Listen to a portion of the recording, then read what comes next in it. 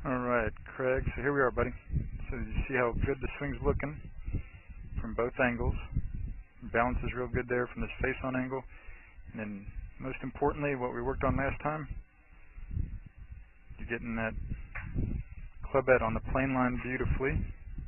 Now this one, you see the club head twisted right after impact because you got it on the toe a little bit, whereas the one right before it, you hit it right on the sweet spot. There's that good strong draw you've been hitting consistently right there. So that's why the club head didn't twist there at all.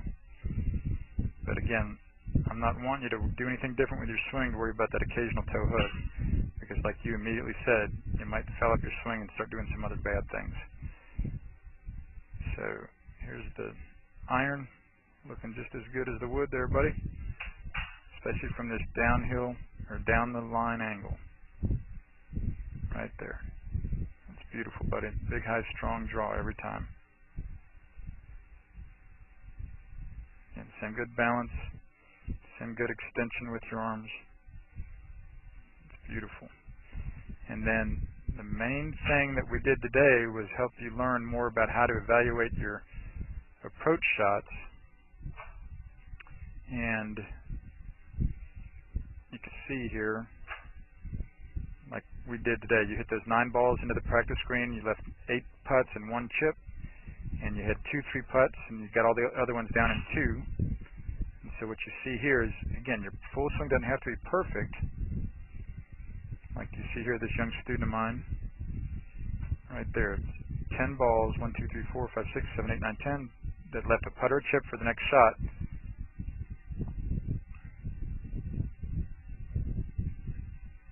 And that's what you want for that approach. And then over time, the balls just gradually get closer and closer. You have shorter and shorter birdie putts as time goes on. But the main thing is, for right now, to make sure you hit that first putter chip, the perfect distance, like you see there. No pitches out of 10 balls. And so that ends up being a lot of even par golf, and occasionally make those birdies to maybe get under par there after 9 or 18 holes. Just avoid the pitch shots after your approaches. Great work there today, Craig. Glad you get to play with us this afternoon.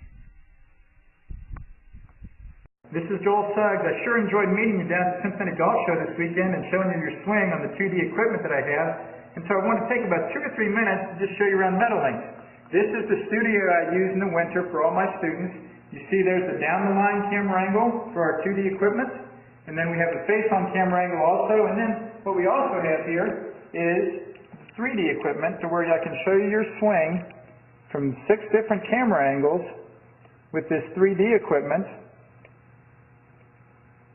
And we can get your swing from down to the 1/120th of a second in terms of exactly what your hips, shoulders, and hands are doing in the swing. And then also, I have the most realistic hitting curve I've ever seen from puttersedge.com. So when you hit your full shots, it feels as realistic as possible. And then I have 3 different green speeds for you to practice your putting. 9.5 on the step meter, 10.5 on the step meter, and 12.5 on the step meter. That's benefited my students tremendously.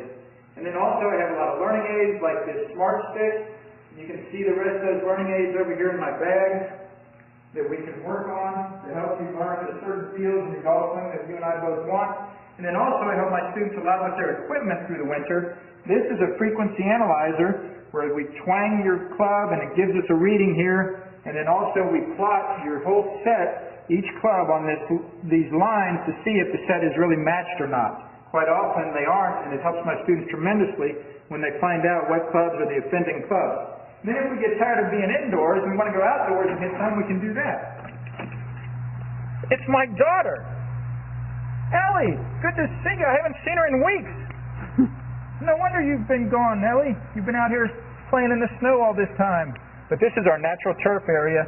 This is closed until April, as you can see. But it's a fantastic area where we can step outside and hit some balls and get some real ball flight. Or if we get pretty satisfied that things are looking better on the video here, we're kind of cooped up inside and want to go outside, we can step on out and hit balls and see real ball flight for about 5 or 10 or 15 minutes, however long you and I can stand the cold, out into the air, and we see them land at these different flags. I have a yardage book for this driving range. It's the first one I've ever seen in my life where we know exactly what it is with the front, back, and middle of each green. And again, the covered area here is heated, so we stay out there for about 5, 10, 15 minutes, like I said. It enables us to see some ball flight, and then we get satisfied that things are looking the way we want, and we can come back inside,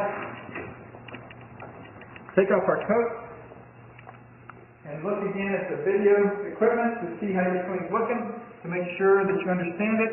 And then notice too, my exercise ball up top here, and then also, so I help my students a lot with their fitness through the winter, and then I will help you also with your sports psychology, with your golf psychology from the golfpsych.com people down in Texas. That's helped my students tremendously a lot over the years too. So again, I sure enjoyed meeting you down at the Cincinnati Golf Show this weekend. I look forward to seeing you again out here this summer at Meadowlinks, or even right now in the winter. I have a lot of people that work on their games with me right through the winter. Check out more information about the things I do to help you at joelsuggs.com. Take care.